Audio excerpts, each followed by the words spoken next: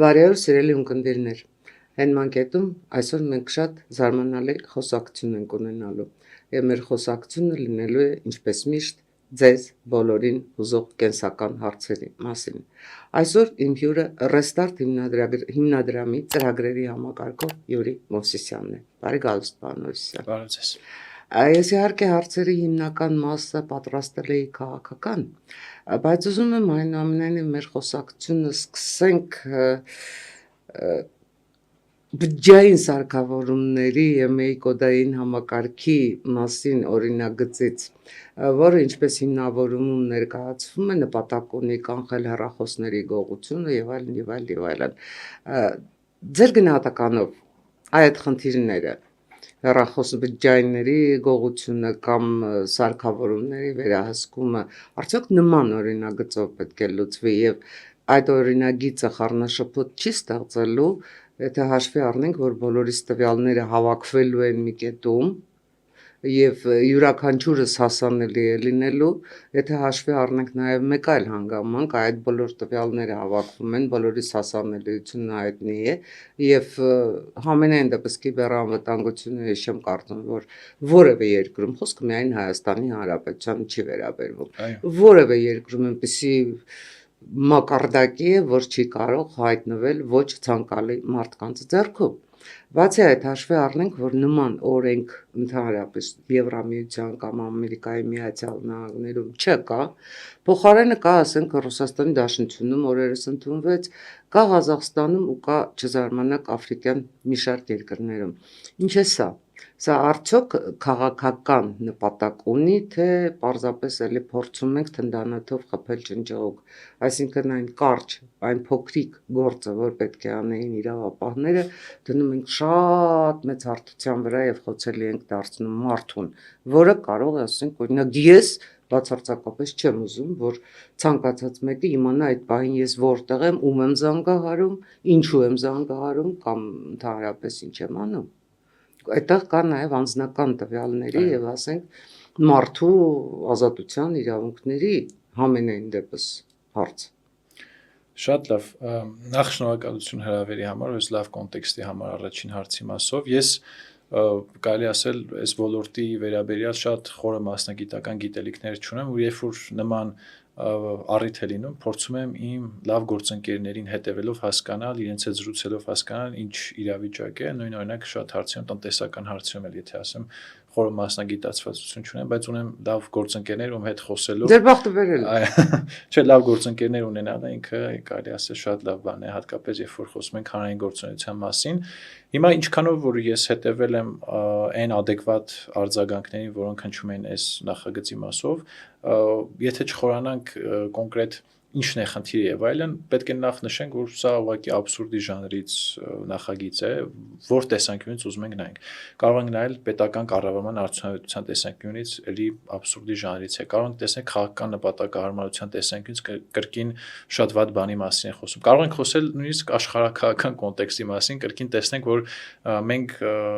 մի կողմից հայտարարում ենք, որ Հայաստանը իր ներքին դիմադրունակությունը ապահովում է ԵՄ ստանդարտների միջոցով, բայց տեսնում ենք կարծես թե գնում ենք դեպի ԵԱՏՄ, որովհետև այս վերջին զարգացումները հենց այս նախագծի տեսանկյունից տեսնում ենք նույն Ռուսաստանում։ Այսինքն կարծում եմ որևէ մեկի համար Հայաստան պատիվ չէ գտնվել այն երկրների շարքում, որոնք այդպիսի օրինագծերի, այդպիսի նախագծերի միջոցով փորձում են վերահսկել իրենց քաղաքացին, ինչքան էլ որ դրա հայտարարված նպատակը լինի այլ, բայց կարծում եմ Հայաստանում բոլորս է պետք է ունենանք այդ մտավախությունը, որ կարող է, օրինակ, եթե ոչ քաղաքական մեծամասնություն, այլ պետական մարմիններ օգտագործեն անձնական տվյալներ քաղաքական նպատակահարմարությունից առանց դատարանի որոշման։ Այո, եւ նաեւ այստեղ շատ հարցեր կան իրական քննարկի։ Օրինակ նույն այդ email կոդը, օրինակ ես էլ ընկերներ եմ ունեցել, ովքեր նաեւ շատ հարազատ մարդ, ով կորցրել է իր հեռախոսը, այդ կոդը որևէ նպատակի չի ծառայում։ Մենք բազմիցս օրինակ այդ փորձառությունն էլ կա, որ մարդիկ դիմում են այդ կոդով, նույնիսկ գնում են բոլոր փաստաթղթերով հեռախոսի, ուղղակի իրավապահ համակարգը չի ուզում զբաղվել դրա։ Իրական այդ հեռախոսների գողությունը Հայաստանում շատ տարածված բան է։ Ես երբ որ այդ մի քիչ մանրամասներ ներկայացնեմ, որպեսզի նաև մեծ դիտողները հասկանան ինչ նկատի ունեմ, երբ որ հարազատիս հետ այդ դրվագը եղել էր, ես մի հատ ամբողջ շղթա կարելի ասել բացահայտեցի, թե ինչպես է գործում ընդհանրապես այդ հեռախոսների գողացման բիզնեսը, նույնիսկ կարելի այսպես ասել, նախ երբ որ տեղի ունենում այդ փաստը, դիմում ես ոստիկանություն, այնտեղ քննիչներ եւ այլն, կարելի ասել ասում են հույս չկա, մեր վրա հույս մի դրեք։ Նույնիսկ դեպքեր եղել, դե iPhone ունի, չէ, գեոլոկացիան ցույց տալու հնարավորություն, երբ որ հեռախոսը միացնում են, եւ մենք որոշեցինք այդ գեոլոկացիա նույնիսկ տեղը ցույց տալով, ասելով օրինակ երիտասարդական մետրոյի այս դիմացի շենքում է գտնվում, քննիչը եւ իրավապահ համակարգը որևէ բան չէր կարողանում անել, ասում էր դե ինչ անենք, մտնում են հարցափորձ անում եւ որևէ բան չէին կարողանում անել։ Հիմա այս փորձառությունը հաշվի առնելով շատերի մոտ այն մտավախությունը կա, որ սա հենց քաղաքական նպատակահարմարությունից ելնելով է իրականացում, ինչու ոչ նաև մարդկանց վերահսկելու տեսանկյունից, այսինքն շատ հնարավոր է, որ ինչքան էլ մենք ասենք Հայաստանը ժողովրդավարությունը եւ այլն, իսկ ով է ասում, որ Հայաստանը վերջին տարիներին չեն եղել այնպիսի ժողովրդավարական հետընթացներ, որ մենք չենք պատկերացնում եւ քննադատել ենք։ Հետևաբար միակ արդարացի եւ օբյեկտիվ լուծումը այն կլինի, որ ոլորտի փորձառու մասնագետների հետ եւս մեկ անգամ սեղանի շուրջ նստեն պատգամարմինները, այնտեղ կլինի ազգային ժողովի համապատասխան հանձնաժողովը, բարձրագույն տեխնոլոգիաների նախարարությունը, նստեն եւ լուծումներ գտնեն, ոչ թե այդ խնդիրը ավելի մեծացնեն, որովհետեւ եթե մի ռեֆորմ չունի հանրային վստահություն, այստեղ չեմ ասում ռեֆորմի իրական նպատակները որոնք են։ Եթե այս ռեֆորմը չունի հանրային վստահություն, ապա ավելի լավ է չարվի։ Եթե նույնիսկ դա բարի նպատակներով է արվում, օրինակ շատերը խոսում են, որ դե գուցե ռուսական սանկցիաները, երբ որ ռուսները իրենց սանկցիաները Հայաստանի միջոցով են փորձում, այսպես ասած, խուսափել տարբեր էլեկտրոտեխնիկա Հայաստանի միջոցով իրենց երկիր տեղափոխելու առումով, կրկին սա լավ լուծում չէ, դա զսպելու առումով։ Հետևաբար կարծում եմ լուծումը այն է, որ ուղղակի այս նախագիծը, որ այս տեսքով կա, պետք է ամբողջովին փոխվի։ Եվ դրա համար կան լավ լուծումներ հենց Եվրամիության հետ, ու կարծում եմ հենց Եվրամիության գործընկերները պատրաստական են հայ գործընկերների հետ կիսվելու իրենց փորձառությամբ, իսկ ես կարծում եմ, որ այնտեղի փորձառությունը ավելի լավն է եւ կարծում շատերն են կարծում, մեծամասնությունն է կարծում, այնտեղի փորձառությունը ավելի լավն է, քան օրինակ Ռուսաստանի, Բանգլադեշի կամ գուցե Ղազախստանի, այսինքն այստեղ պատկերը շատ բացահայտ է, էլի կարծում եմ շատ մանրամասներ քննարկելու այստեղ առիթ չեմ տեսնում։ Ամենայն դեպս հեռախոսների գողության եւ ստվերային շրջանառության դեմ պայքարելու շատ ավելի գործուն տարբերակներ կան։ Երեք գուցե զարմանալի հնչի, բայց այս օրինագից ինձ հիշեցրեց Վրաստանում ընդունված օտարերկրյա գործակալների մասին օրենքը։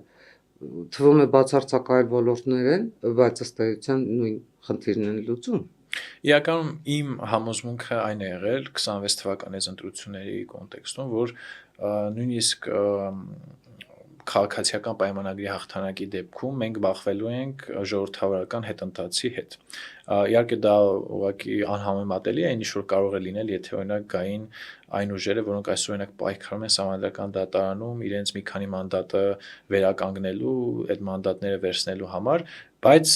իմ համոզմունքը միշտ այդ է եղել, որ ցանկացած քաղաքական մեծամասնություն, քաղաքական ռեժիմի տեսակ ուղղակի այլասերվելու հատկություն ունի, եթե չկան փոխզսպումներ ու հակակշիռներ։ Այդ փոխզսպումների հակակշիռների մեջ իհարկե թե այլ պետական ինստիտուտներն են, թե քաղաքական ընդդիմությունն է, թե նաև քաղաքացիական հասարակությունն է։ Հիմա կարծես թե քաղաքացիական հասարակության տարբեր քաղաքական ուժերի արձագանքը ինչ որ չափով սթափեցրել է իրենց եւ ասում են եկեք լավ մեկ անգամ եւս քննարկենք։ Ես հույս ունեմ, որ այդ քննարկումը ձևական բնույթ չի կրի ու կհասկանան նաեւ ոչ թե զուտ քաղաքական նարատիվի տեսանկյունից, այլ հենց մասնագետները նրանց ցույց կտան, որ սա լուծում չէ ուղղակի։ Զուտ տեխնիկապես չենք, այստեղ չենք քննարկում քաղաքական կոնտեքստ եւ այլն, զուտ փորձագիտական, տեխնիկական մանրամասներով հասկանալ, որ սա ուղղակի աբսուրդի ժանրից է։ Ես այդ հույսը դեռևս պահում եմ, որ այս լուծումը, որ իրենք ընտրել են, առաջիկայում շատ շուտ կփոխեն, որտեղ ես եթե այն մարդիկ, ովքեր լսել են այս նորության մասին, ընդհանրապես քաղաքական իրադարձություն չեն հետևում, ուղղակի արդեն այո, ձեր ասած Վրաստանի հետ են համեմատում Հայաստանից, դա լավ բան չի Հայաստանի համար, հատկապես որ գործող քաղաքական մեծամասնության անդադ խոսում է եվրոինտեգրման մասին, ժողովրդավարության կայացման, սա լավ մեսիջ չէ հանրությանը, որտեղ արդեն մարդիկ կան, ասում են կարող է սխալ ընտրություն են կատարել, որովհետև իրենք ուրիշ բան են ասում, հետաքրքիր բան են ասում են պատկերացնում եք հունիսի 7-ից հետո հաղթեր միասնական ընդդիմությունը, որը այսօր մանդատները վերցնելու համար է ու այսպիսի նախագիծ բեր։ Պատկերացնում եք, ասում եք բոլորի մեր արձագանք ճիշտ են ասում մարդիկ արդարացի ունեն։ Եթե այս նախագիծը հայտնվեր այս ընդդիմության հաղթանակի պարագայում, մենք բոլորս կասեինք դե տրամաբանությունը պարզ է, մենք վերածում ենք հերթական Վրաստանի։ Հիմա երբ որ քաղաքական այս գործող մեծամասնությունն է անում, արդեն չգիտես ինչով բացատրես, ինչ կարելի է սրա տակ ունենալ, ինչ իմաստ կարելի է ունենալ ու այստեղ ես լիովին կիսում եմ մարդկանց այդ արդարացի բողոքը ու սա շատ լավ է, որովհետև ինձ թվում էր թե հանրային դիմադրողունակություն չունենք այսպիսի հարցի շուրջ, բայց փաստացի կա եւ հուսանք նաեւ իշխանություն կլսի այդ մարդկանց ձայնը։ Լավ, անցնենք քաղաքական հարցերին, տեսեք հունիսի 7-ին ընտրությունների արդյունքներով մենք ստացանք խորհրդարան, որտեղ որևէ մեկի նպատակի նստեցություն չհասավ, քաղաքացիական պայմանագիրը իր հայտարարված նպատակներին չհասավ, քաղաքացիական պայմանագիրը չստացավ 65%, ինչպես ազդարարում էր, Ռոբերտ Քոչարյանը լիովին մաշեց իր քոքը եւ կիսով չափ ձայներ ստացավ, Սամվել Կարապետյանի քաղաքական ուժը ընդհանրապես մոռացավ վարչապետի մասին, թեպետ մինչև այդ կառավարության նիստեր էին անում, ավելին Բարգավաճ Հայաստանը խորհրդարանում չհայտնվեց։ Ձեր գնահատականով արդյոք 9-րդ գումարման խորհրդարանը լինելու է 8-րդ գումարման խորհրդարանի շատ ավելի վատ կրկնապատկերը, պատճենը եւ արդյոք տեսեք մեզ մոտ սովորաբար ավանդույթ է քաղաքական ասպարեզում ավանդույթ է ցանկացած նորընտիր խորհրդարանի դեպքում ասում են դե մի 6 ամիս, մի տարի հազիվ աշխատեն հնարավոր չի։ Կան ռեալ նախադրյալներ իրոք արտահերթ ընտրությունների գնալու։ Իրականում իմ առաջին այդպես պատկերացումը հենց դա էր, որ այս տեսքով խորհրդարանը նախ բոլորը ընդունում են, որ ռելևանտ չէ, համապատասխան չէ Հայաստանի մարտահրավերին։ Դա բոլորն են հասկանում։ Ու դուք շատ լավ նշեցիք, որ որևէ մեկը իր ուզածին չի հասել, որովհետև հիմա քաղաքացիական պայմանագիրը իհարկե հայտարարում է հաղթանակի մասին, բայց Բոլոր դեպքերում քաղաքացիական պայմանագիրը 700,000 մարդու ձայն է ստացել եւ իր նպատակին հասել է։ Բայց արդյոք դա էր իր նպատակը։ Ռազմավարստում մեկ լավ բան են ասում, դու կարող ես հաղթել, բայց քո նպատակին չհասնել, հետեւաբար եթե նպատակին չես հասել, ուրեմն կարելի ասել հաղթանակը այդքան էլ կենսունակ չէ։ Հիմա այս դեպքում Պարզ է, որ քաղաքացիական պայմանագրի տենց ամենամեծ նպատակը, տենց ռազմավարական նպատակը նույնիսկ կարելի ասել, դա սահմանադրական մեծամասնություն ստանալն է։ Հիմա նույնիսկ մենք քննարկում ենք 3/5-րդի հարցը, այսինքն դեռևս process կա ու նույնիսկ այսօր այն պայմաններում են գտնվում, ու նույնիսկ քննարկում ենք արդյոք քաղաքացիական պայմանագիրը կունենա 3/5-րդ թե ոչ ու պարզ է որ այս պայմաններում կամ քաղաքացիական պայմանագիրը զուտ ճգնաժամային կառավարում է իրականացնում այս 5 տարիների ընթացքում ինչը կրկին չի համապատասխանում մեր հատկապես արտաքին քաղաքական մարտահրավերներին որովհետև դրսում էլ իրականում երբ որ Հայաստանի շուրջ տեղի ունեցող գործընթացների մասին պատկերացումներ են փորձում կազմել իրենց հիմնական այտենց պատկերացումը այն է որ Հայաստանում պետք է կենսունակ իշխանություն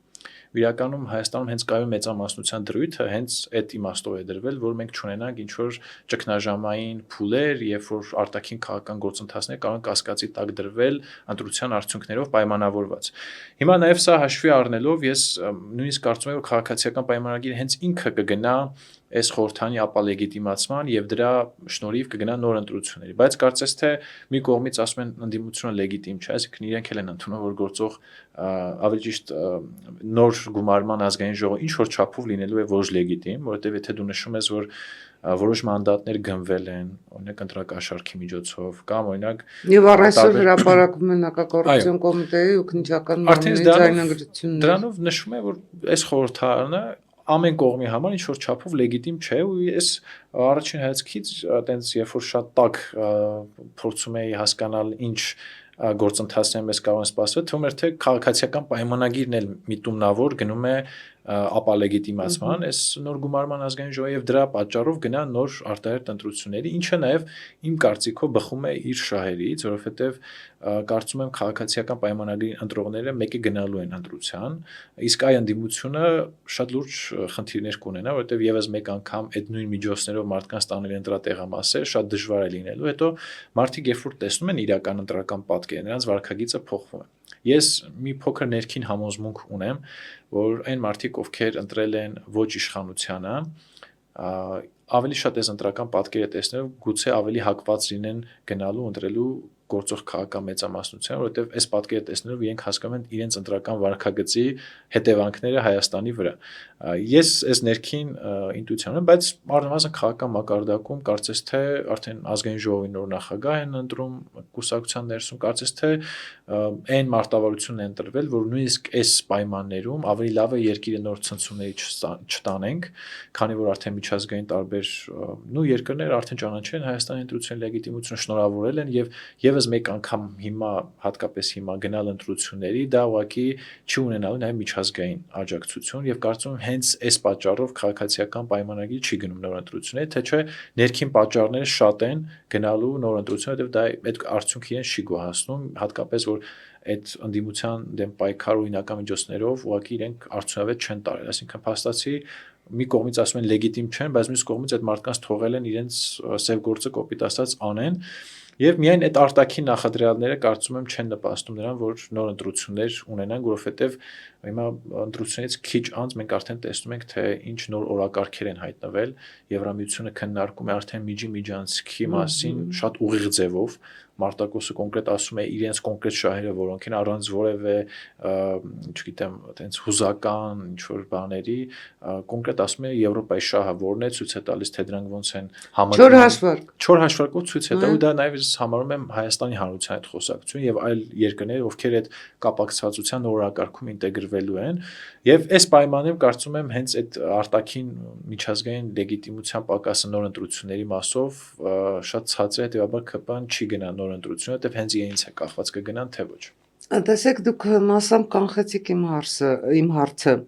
Ռուսաստանի Դաշնությունը դե ֆակտո իր ծրագիր մաքսիմում չկատարեց, Հայաստանի Հանրապետությունում հեղաշրջում չեղավ եւ Կրեմլի վկաները իշխանության չեկան, բայց Ռուսաստանի Դաշնությունը կատարեց իր ծրագիր մինիմումը եւ կատարեց բավականին բարձր որակով ու բավականին բարձր թվականակով։ Հիմա 9-րդ գումարման խորհրդարանի վիճակի է Հայաստանի Հանրապետության իբրև պետության աջենդայի առաջին տասնյակում գտնվող հարցերը կարողանալու է լուծել, օրինակ տրիպի կառուցումը, օրինակ Ռուսաստանի Դաշնությանը կոնցեսիոն կառավարման հանձնված հայկական երկաթուղու ճակատագրի հարցը եւ վերջապես հարցերի հարցախաղացան համաձայնագրի վերջնական ստորագրումը։ Մենք կարողանալու ենք գնալ բանակի վերափոխման այն մեր ՆԱՏՕ-ի չափանիշներին համապատասխան 6-րդ սերնդի բանակ ունենալու ազգային անվտանգության ապահովման գերկարևոր խնդրի լուծմանը։ Մենք կարողանալու ենք Եվրամիության անդամակցության հայտ ներկայացնել առաջիկա 5 տարիներին։ Սրանք հարցեր են, որ դու չես կարող ասել, դե լավ, հիմա չի ստացվում, մի 10 տարի հետո կանադառնամ այս հարցերին, որովհետև դու ունես Ադրբեջան, որտեղ այդ բոլոր հարցերը շատ արագ, շատ արդյունավետ եւ առանց տարբեր կախվածությունների ԵՄ-ից, ԵԱՏՄ-ից, չգիտեմ, ՀԱՊԿ-ից եւ այլն լուծվում են, որովհետեւ գերխտացված ժամանակներում ենք ապրում եւ այս ժամանակներում այն ամենը ինչ դու չես արել այսօր, դու վաղը չես անի։ Էլ չասած թե երեկվա անելիքներդ ինչ հաշվարկներ են դնում քո առաջ։ Լիովին էլի եւս մեկ անգամ ասում եմ, որ իրոք այս ազգային ժողովը չի համապատասխանում Հայաստանի շուրջ տեղի ունեցող գործընթացներին ու այդ գործընթացներից բխող մարտահրավերներին, բայց բավականին մեծ թվով հարցեր կան, որոնք հենց գտնվում են գործադիրի հենց իշխանության, հենց գործադիրի ռեսուրսների, կարողությունների պայմաններում, օրինակ, եթե նայենք այն արտաքին քաղաքական գործընթացները ու ձեռք բերված պայմանավորվածության իրականացումը, իրականում եթե քաղաքացիական պայմանագիրը արդյունավետ աշխատի, նույնիսկ այս գործող ընդդիմության պայմաններում կարելի է ունենալ հաջողություններ։ Հիմա օրինակ թրիփի կառուցումը որևէ ձևով չի կարող պայմանավորված լինել այս օրենսդիր իշխանության մեջ գտնվող ընդդիմադիրներով, բայց իհարկե քաղաքական խոսույթի մակարդակն է այստեղ տուժելու առաջին հերթին, ինչը արդեն իսկ վատ է, այսինքն գործադիրը իհարկե իր անելիքները կանի, բայց կոնկրետ Հայաստանում քաղաքական քննարկումները եւ այլն, այո, բայց եթե մարտահրավերների այտենց կոնկրետ որ հողի վրա մարտահրավեր է, դա հենց եթե խաղաղության պայմանագրի հարցն է, այստեղ ինձ թվում է միակ տարբերակը միջանկյալ սցենարը այն է, որ քաղաքացիական պայմանագիրը ուղղակի չի կարողանալու Ադրբեջանի հետ ունենալ այդ խաղաղության պայմանագիրը ստորագրված վիճակով եւ կգնա այլ ոլորտներում զարգացման, այսինքն ուղղակի արտաքին ճնշման պայմաններում Ադրբեջանը համաձայնվելու է, որ այսօր կան տարածաշրջանային մեծ օրակարգեր, որը չի կարող տուժել զուտ խաղաղության պայմանագրի ստորագրված չլինելու պատճառով։ Եվ իհարկե սահմանադրական հանրաքվեի հարցը, որը ես նույնպես ամենաեթե կարևոր մարտահրավերը այս ներկա բանակի համատեքստում սա է լինելու։ Ես ինչքանով որ հասկացել եմ, գործող քաղաքական մեծամասնությունը այս պահին մտածում է այն օրենսդրական մեխանիզմները, որի միջոցով կարողանալու է սահմանադրական հանրաքվեանը, բայց դա շատ դժվար ճանապարհ է, որտեղ կարելի ասել չկա ուղղակի այս պահին որևէ լուծում այս մասով։ Երեք հանրաքվե անելու մեթոդներ հնարավոր է այնուամենայնիվ իրավականորեն գտնել, բայց դա չի կանխորոշում հանրաքվեի արդյունքը։ Այո, ու ես կարծում եմ հաջորդ մենք տենց ներքին գործերի միջամտությունը հիբրիդային սպառնալիքներ տեսնելու ենք հենց հանրաքվեի ժամանակ, եթե դա տեղի ունենա։ Այս բանը չխորանալով թե դա ինչպես կարող է տեղի ունենալ, համենայն դեպս շատ բարդ իրավիճակում են գտնվում այս պահին այն մարդիկ, ովքեր փորձում են լուծումներ գտնել, այսինքն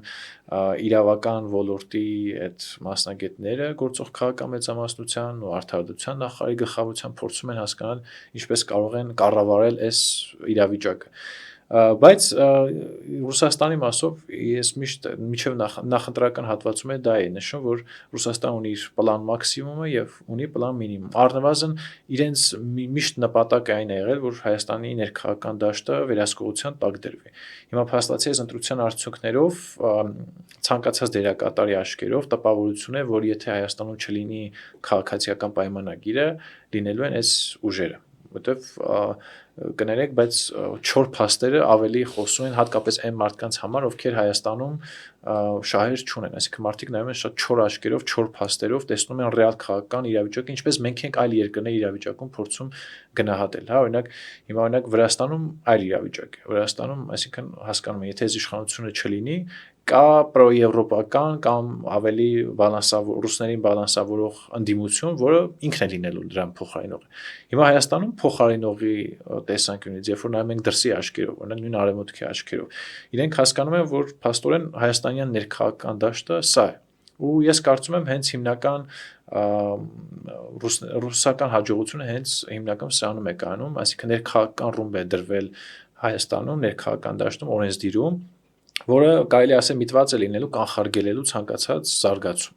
Այսա մենք կարող ենք նշել, ու ես վստահ եմ, որ մենք նաև ունենալու ենք բավականին քաղաքականացված թիմ ընտրություններ, որովհետև սրանով այնպես չի, որ բավարարված են նաև մյուս թևի ներկայացուցիչները, եւ կարծում եմ ընդդիմությունը, որը հայտնվել է խորհրդարանում, ինչ որ չափով ունի նաև մինչև 31 թվականի իշխանությունը փոխելու սցենար։ Գուցե պատրաստի սցենար չէ, բայց ունեն պլան, այսպես ասած, այսինքն մտապատկեր, որ եթե նույնիսկ մենք պարտվել ենք ընտրություններով, մենք պետք է դիմ ընտրությունում հաղթենք այս իշխանությանը։ Եվ այդտեղ գլխավոր է դառնում Երևանը 2028-ին։ Այո, 2028-ի Երևանը դառնալու է, այսպես ասած, այտենց այն միջանկյալ մայլսթոնը, որը ընդդիմությունը իր ամբողջ ռեսուրսները դնելու է 31 թվականի այդ միջանկյալ հատվածում վերցնել Երևանը, հետո վերցնել պետությունը։ Ու նաև մինչև 28-ը այս տարի ունենք թիմ ընտրություններ, ու նաև ես վստահ եմ, եթե թիմ ընտրություններում ընդդիմությունը Գյումրի, Վանաձոր, եթե ունենան հաջողություններ, նաև դա իրենց կդրթի 27 թվականին արդեն իսկ ինչպես մենք ավանդաբար տեսել ենք, հայտնվել փողոցում եւ փորձել փողոցային պայքար, բայց տեսնելով նախկին փորձառությունը, տեսնելով հատկապես ուժեղ Հայաստանի պոտենցիալը փողոցի վրա, ես կարծում եմ իրենք կյանքում փողոցում ոչ մի բան չեն ձեռնարկի, քանի դեռ չունեն ընտրություններով բավականին բարձր արդյունքներ, բայց եթե թիմում իրենք իրոք գրանցեն այդ արդյունքը, հատկապես Երևանում, մենք պետք է սպասենք նաև այդ սցենարին, այսինքն այս 5 տարվա ընթացքում մենք ունենալու ենք շատ կարևոր գործընթացներ Հայաստանի շուրջը, որտեղ Հայաստանի դերը, Հայաստանի որոշումը կարևոր է լինելու, եւ սա խափանելու համար միանշանակ է, որ Ռուսաստանը օգտագործել է նաև ներքաղաքական տարբեր գործիքներ եւ տարբեր հետընտրական գործընթացներ ենք տեսնելու մինչեւ մյուս ընտրությունները, այսինքն մենք կարող ենք հստակ ֆիքսել, որ 26 թվականի հունիսի 7-ից հետո մենք գտնվում ենք պերմանենտ հետընտրական գործընթացների մեջ եւ ականապատված դաշտում։ Եվ սա այն արդյունքն է, որը գրանցել է Ռուսաստանը իր ներքին գործերի միջամտելու այս տարբեր փորձերի արդյունքում, ինչը այնպես չի, որ բավարար չեն կարող գնահատել, չեն կարող ասել իրենք իրենց նպատակին հասել են, բայց չեն կարող նաև համարել, որ բավարար չէ Ընդհանրապես չեն կանխարգելելու այն գործընթացները, որ Հայաստանի շուրջը տեղի են ունենալու, եթե մեզ լսողների համար պարզ չէ, թե դա ինչ գործընթացներ են, օրինակ առնվազն հողի վրա այդպես շոշափելի թեմաների մասին խոսենք, ապաշրջափակումը, ես կարծում եմ մինչև 31 թվական, եթե Ռուսաստանը չկարողացավ կանխարգելել այդ սցենարը, Հայաստանը ուղղակի առնվազն երկաթուղային երթուղիների իմաստով ապաշրջափակվելու է։ Ու նաև այստեղ կախված է քաղաքական մեծամասնության արդյունավետությունից։ Եթե ինչ որ բավարար արդյունավետություն եղավ, Հայաստանը ուղղակի ապաշրջափակվելու է։ Վիզաների ազատականացումը կարելի ասել առնվազն 29 թվականի մասին է խոսում, գուցե ավելի շուտ լինի։ Թրիփն է, այսինքն հողի վրա մենք այս տարվա վերջ սպասում ենք, որ հողային աշխատանքները, այսպես ասած, կսկսվեն։ Խոսվում է արդեն, որ հապկից դուրս գալու ԵԱՏՄ-ից, այսինքն կախվածությունների նվազեցման առնվազն սցենար կտեսնենք։ Հարևանների հետ հարաբերություն նոր որակ է սպասում, որտեղ եթե տեղի ունենալու ապաշրջափակում, հատկապես Թուրքիայի հետ հարաբերությունը, Թուրքիայի հետ սահմանի բացումը ըստ էության իրականություն է դառնալու։ Եվ վերջին կարևոր բանը, որ կարծում եմ նոր զարգացում է, դա ԱՄՆ-ի հետ շատ արագ զարգացող հարաբերություններն են։ Ես ինքս օգոստոսի 8-ից հետո չէի պատկերացնում, որ մենք կունենանք նոր տիպի փաստաթուղթ, գործընկերության մակարդակի նոր այսպես ասած զարգացում եւ այս իմաստով կարելի ասել ԱՄՆ-ի հետ նոր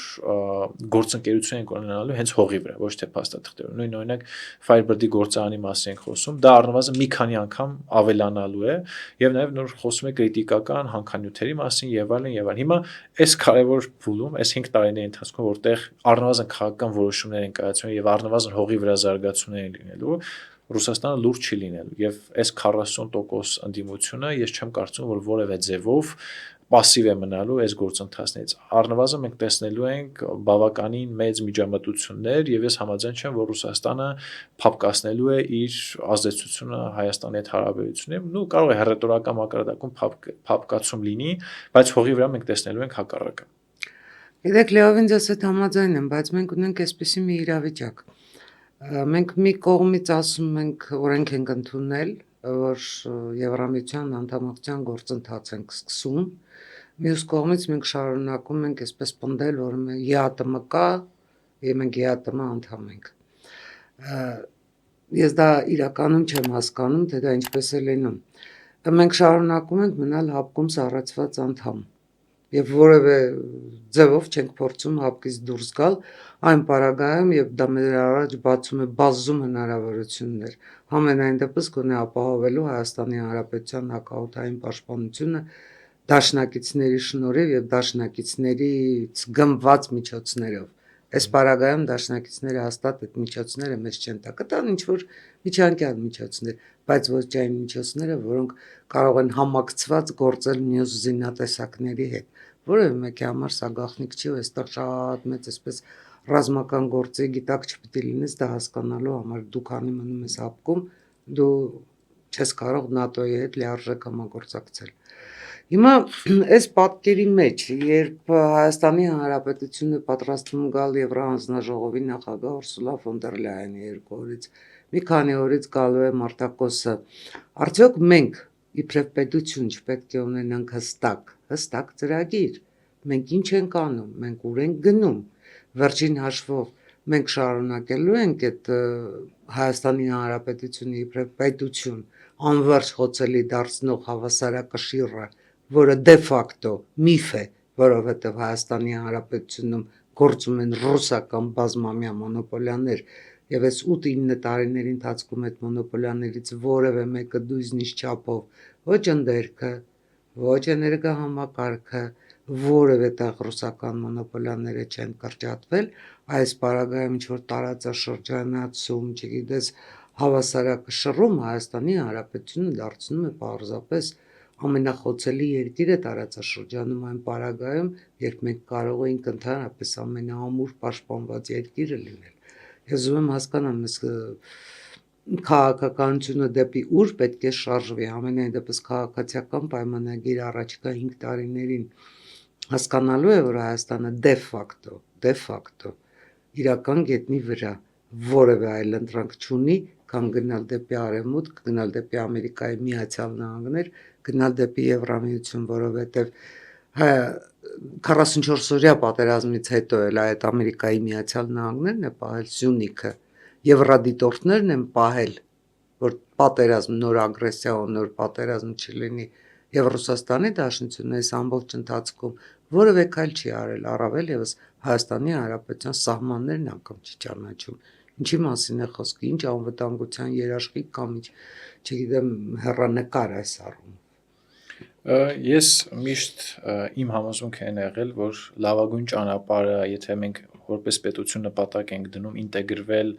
արևմտյան ինտեգրացիոն գործընթացներում, այս դեպքում առնվազն խոսում ենք Եվրամիության անդամակցության մասին, դրա ամենակարճ ճանապարհը տնային աշխատանքի իրականացումն է։ Ես ինչու եմ թերահավատ, որ կարճաժամկետ հեռանկարում Հայաստանը կարող է անդամակցել Եվրամիությանը, որովհետև նախ համարում եմ, որ կա այստեղ քաղաքական որոշման խնդիր Եվրամիության ներսում, եւ երկրորդը վստահ չեմ մեր պետական կառավարման համակարգի գործող քաղաքական ռեժիմի կողմից իրականացվող բարեփոխումների որակի վրա։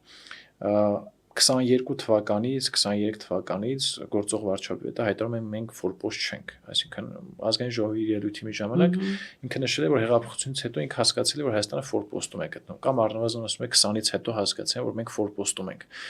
Դե նախ ֆիքսենք, որ ֆորպոստում հեղափոխություն չեն անում, ֆորպոստում շատ կարող է քաղաքական փոփոխություն լինել եւ Կայազորի պետի փոփոխություն։ Այո, կարող է պայմանավորվել ֆորպոստի տիրոջ հետ, որպես ծայրամաս, որպես ծայրագավառ, ինչպես հաճախ նշվում է, բայց քաղաքական փոփոխություններ չեն կարող լինել։ Իսկ եթե երկրի ներսում քաղաքական փոփոխություններ չկան, խոսել արտաքին քաղաքական կուրսի փոփոխության մասին անիմաստ է, այսինքն եթե դու ֆորպոստ ես, դու չես կարող որոշել աճ ես գնում, ձախ ես գնում, կենտրոն ես մնում եւ այլն եւ այլն։ Հիմա մենք որպես ֆորպոստ կրկին հիմք ընդունելով վարչապետի այդ խոսքը մենք հարված ենք ստացել եւ հասկացել ենք, որ որպես ֆորպոստ նույնիսկ մեզնից ոչ մի բան չենք ներկայացնում այն կենտրոնի համար, իսկ այդ կենտրոնի համար այդ կենտրոնը նույնիսկ հոգ չի տանում այդ ֆորպոստի համար, որովհետեւ նույն համաշխարհային միջազգային հարաբերություն փորձեր են եղել, երբ որ գաղութատերը իրականում իր գաղութի համար իր հովանոցը ստեղծել, հա, մենք տեսել ենք օրինակ նույն Աֆրիկայում եւ այլն եւ այլն, ու մենք օրինակ բրիտանական կայսրության Ազգային անվտանգությունը ապահովել է։ Այո, նույն բրիտանական կայսրության փլուզումը երբ որ նայում ենք, այդ նախկին ծայրամասերը դարձել են բավականին ինքնուրույն կենսունակ պետություններ եւ այսօր արդեն մեծ դեր ունեն։ Որտեղ ուժեղացրել են մետրոպոլիա։ Այո, եւ նույնիսկ ձեռնոց են նետում հենց այդ մետրոպոլիայի կարգավիճակ ունեցող պետության տարբեր ոլորտներում։ Հիմա մեր մետրոպոլիան ոնց որ այդքան էլ հոգատար մետրոպոլիա չի եղել, որտեղ զարգացումը խթանող մետրոպոլիա չէ, հակառակը ամեն ինչ վերցնող եւ այդ կախվածությունները քո դեմ օգտագործող մետրոպոլիա։ Այդ հասկացանք 22-23 թվական, երբ որ դու որոշում ես դիվերսիֆիկացնել, իսկ այս պարագայում հասկանում ենք, որ ցանկացած ոլորտում 90%-ը պետք է հասվի շատ նվազագույնի, որպեսզի քեզ չկարողանան ճնշել քո կախվածությունը օգտագործելով, լավագույն գնահատականը եւս մեկ անգամ չափելն է այդ ոլորտների միջև, ինչ է փոխվել այս 3-4 տարիների ընթացքում։ Մենք տեսնում ենք, որ շատ հաճախ եթե բան է փոխվել, դա տեղի ունեցել ստիպված։ Օրինակ զենքի վաճառքի տեսանկյունից նայ։ Ռուսաստանը ուղղակի մեզ չի կարող զենք տալ, դրա համար գնացել ենք ուրիշ երկրներ ենք փնտրել եւ ինչ որ չափով նաեւ խոսակցություններ կան հենց ռուսական միջամտությամբ են կոնկրետ շուկաներ, ունենք նույն հնդկական շուկան։ Եվ այս պարագայում դա ես հաջողություն չեմ համարում։ Դա ուղղակի համարում եմ հրդեհաշիջման աշխատանքներ, երբ որ ուղղակի քեզ ասում են մենք քեզ զենք չենք տալու եւ դու ստիպված այլ շուկա ես գտնում։ Մյուս մասերով ուղղակի ես արդյունքներ չեմ տեսնում, եթե անկեղծ, նույնիսկ հիմա խոսում ենք թեմաների մասին, որոնց մասով պետք է ավելի շուտ որոշումներ կայացվեն։ Խոսում ենք երկաթուղու մասին, խոսում ենք էներգետիկ անվտանգության մասին, տեսնում ենք կրկին էլի նույն կախվածությունները մնացել են։ Խոսում ենք առևտրի նոր շուկաների մասին, գրեթե նույնությամբ պահպանվել է ամեն ինչ, նույնիսկ մենք օգնում ենք մեր մետրոպոլիային խուսափել սանկցիաներից եւ արանքում էլ մենք ենք գումար աշխատում եւ այլն։ Եթե չլիներ Ռուսաստանի այս պատժամիջոցները հաստատ դեպի Եվրոպա այդ ճանապարհը ոչ Եվրոպան այդ արագությամբ կբացեր, ոչ Հայաստանում կտեղաշարժվի։ Եվ եթե ինչ որտեղ պետք է շնորհակալություն հայտնել Ռուսաստանին։ Հիմա այս մասով, երբ որ զարգացումներ չկան, իմ եւ շատերի մոտ թերահավատություն կա, որ երկու գործոն կա այստեղ, մեկը քաղաքական մեծամասնության քաղաքական կամքը, երկրորդը մեր պետական կառավարման համակարգի արդյունավետ չլինելը, այսինքն մենք չունենք ուղղակի մարդիկ, ովքեր այս հարցերով կզբաղվեն, ունենք էներգետիկ ոլորտում։ Ինչքան որ ես առնչվել եմ, մենք չունենք էներգետիկայի նախարարություն, այսինքն մենք ոչ միայն չունենք, այլ նաև տկենը, որը այդ ենթակառուցվածքների տարածքային կառավարման պես զբաղվում, միջև բոլորին վերջերս թափուր էր մնում հենց էներգետիկայի մենք պիտի ունենայինք միջուկային էներգետիկայի նախարարություն, եթե ճիշտ է խոսքը։ Եվ դա հենց ցույց է տալիս մեր արտաքին կախվածությունների դրսևորումը, մեր ներքին որովհետև մեզ չեն համարել, որ դուք պետք է նման բան, նման հաստիկ ուղղակի ունենաք։ Այնինչ ինքնիշխան պետությունը այդ կրթական ուղղությունը պետք է զարգացնել, մասնագետներ ստեղծել եւ այլն եւ այլն։ Հիմա այս ամեն ինչը հաշվի առնելով, նաեւ տեղի ունեցող գործընթացները հաշվի առնելով, ես կարծում եմ ավելի հողեղեն օրակարգեր կան, որոնց հենց իրագործումը կարող է Հայաստանին ավելի մոտեցնել եվրոինտեգրացիային ամենաբարձր մակարդակին, որտեղ Եվրամիության անդամակցությունը ամենաբարձր կետն է, միջև դա կան օրինակ միևնույն մաքսային ռեժիմում առևտրային գործել։ Նույն Թուրքիան ու Վրաստանը մաքսային նույն ռեժիմում են գտնվում եւ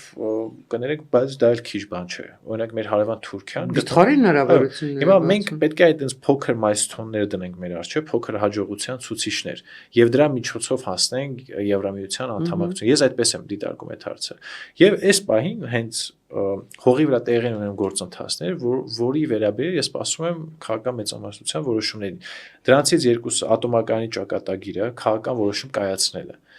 Ես մի խոսակցության ժամանակ ասացի, եթե 1 տարվա մեջ մենք որոշում չկայացնենք կամ կայացնենք հոգուտ օրինակ ռուսական հեռանկարի, ապա ես պիտի հաստատեցնեմ, մենք մինչև դարավերջ այդ հարցը քննարկելու ենք։ Դա նշանակում է, որ այն ինչ որ այս քաղաքական մեծամասնության վերագրում ենք եվրոպական ուղու մասով, ժողովրդավարության մասով, մենք պետք է այդ խոսքերի հետ վերցնենք ու հասկանանք մեր անելիքները որպես պետություն, որպես հասարակություն, որպես քաղաքական հասարակական խմբերի ամբողջություն, որովհետև ես կարծում եմ, եթե 1 տարվա ընթացքում մենք այդ քաղաքական որոշում չկայացնենք, ընդհանրապես մեր էներգետիկ համակարգի տեսլականը, դա կլինի ատոմակայան նոր մոդուլային ռեակտորներ եւ այլն եւ այլն, եւ երկաթուղու մասով։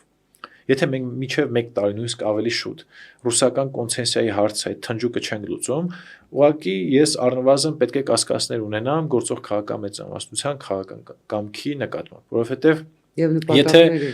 եթե չկա ռուսական կոնցեսիայի վերացում կամ դրա կերպարանափոխում, դա նշանակում է Հայաստանը չի ապաշրջափակվելու, Հայաստանը մնալու է կախված եւ մենք ուղղակի եվրոպացի գործընկերների հետ քննարկելու ենք ռուսական կոնցենսիայից դուրս գտնող նոր երթուղիների մասին, ինչը էլի լավ սցենար չէ, այսինքն մենք ամբողջովին մեր պոտենցիալը կրկին չենք կարողանալու իրագործել։ Հիմա այս երկու մասերով, այս երկու գործընթացների մասով տեղի են ունենում հողի վրա գործընթացներ։ Հիմա օրինակ իշխող ուժը կարող ամեն օր խոսել եվրոինտեգրացիայի մասին, բայց այս երկու հարցերը չլուծել։ Ինձ համար այս երկու հարցերն են կարևոր։ Եթե այս երկու հարցերը լուծում չեն ստանում, ինձ համար այդ լոլոները եվրոինտեգրացիա, ինչ որ 50 միլիոն օգնություն Հայաստանի եւ այլն, դա ինձ համար կներեք, բայց զրոյին հավասար բան է, որտեղ հողի վրա օրինակ Firebird-ի գործան ինձ համար այ կոնկրետ դիվերսիֆիկացմանը միտված, Հայաստանի անկախության, ինքնիշխանությանը, դիմադրունակությանը միտված կոնկրետ քայլ է։ Հողի վրա քայլերով պետք է չափել ու կարծում եմ այս երրորդ մանդատը, որ ստացել է այս քաղաքական մեծամասնությունը, հենց իր ռեալ իրավիճակի վրա հողի վրա տեղի ունեցող գործընթացների լավագույն ցուցիչը պետք է այն լինի, որ հողի վրա տեղի ունենան գործընթացներ։ Եթե տեղի չունեցան, նշանակում է այն ինչի մասին որ խոսվել է, ուղղակի դա զուտ քաղաքական խոսույթ է եղել։ Եվ սպասողական նոտայի վրա անցնենք իմ սիրելի բլիցին։ Պատրաստ եք Պանդորայի արկղը բացել, եթե դա պետք է ձեր ճշմարտությունը ապացուցելու համար։ Այո, միշտ է այդպես եղել իրականում։ Ինչ կհարցնեիք, եթե հանդիպեիք Ալեքսանդր Մակեդոնացուն։ Որտեղ է ինքը սխալվել ամենաշատը։ Դուք կարծում եք նա սխալներ է արել։ Ես կարծում եմ ասխալական մարդիկ չկան, ու կարծում այո սխալվել է, բայց ինձ հետաքրքիր է որը կլիներ իր համար ամենամեծ սխալը։ Այո։ Ձեզ ամենից շատ ինչն է վախեցնում։ Մի օր X պահի բարարած լինելու զգացումը։ Ձեր գրասեղանին կա գիրք, որ պարբերաբար վերընթերցում եք։ Կոնկրետ գիրք չկա, բայց հիմնականում կարդում եմ մակրոտնտեսագետների գրքեր, Աճեմօղլու, Գայդար, հիմնականում իրենց գրքեր, որովհետև քանի որ այդ հարցից այդքան էլ լավ չեմ, միշտ այնց մոտս պահում եմ անդադ ընթերցելու համար։ Երբևէ փորձել եք գրել ձեր կամ ուրիշների պատմությունները։ Իմ պատմությունները, նաև մանկահասակ շրջան, այսինքն 6 տարեկան, 5 տարեկանից սկսում էի գրել իմ առօրյայի մասին, բայց գործունեության մասին երբեք չէ։ Մտքովս էլ չի անցել որևէ այլ մեկի գործունեության մասին գրել։ Տաբուներ ունեք։ Շատ զգայուն տաբուներ չէ, բայց այտենց արժեքային բազային մակարդակում տաբուներ ունեմ, հիմնականում այն արժեքների մասով, որոնք ես ստացում եմ, կոպիտ ասած արժանապատվության խախտումը ինձ համար միշտ տաբու ա եղել։ Ձեր հարցը ինձ։ Եվ թե կուզենամ, որ գնահատեք հարցազրույցը մեր, զրույցը ավելի ճիշտ մեր, ինչքանով էր ձեր ակնկալիքները արդարացված։ Լավին։ Շատ լավ, ուրախ եմ շատ։ Շնորհակալ եմ։ Ես եմ շնորհակալ։ Սիրելի ունկնդիրներ, վերադառնալով գալլական արշավանքից Հուլիոս Կեսարը կանգնեց Ռոմի առաջ եւ Ռուբիկոն գետի առաջ եւ 3 օր անցկացրեց Ռուբիկոնի ափին մտածելով գնա Հռոմ թե ոչ, որովհետեւ լեգիոններով մտնել Հռոմ արգելված էր։ Լեգիոններով մտնել Հռոմ նշանակում էր քաղաքացիական պատերազմ։ Քաղաքացիական պատերազմ Պոմպեոսի դեմ։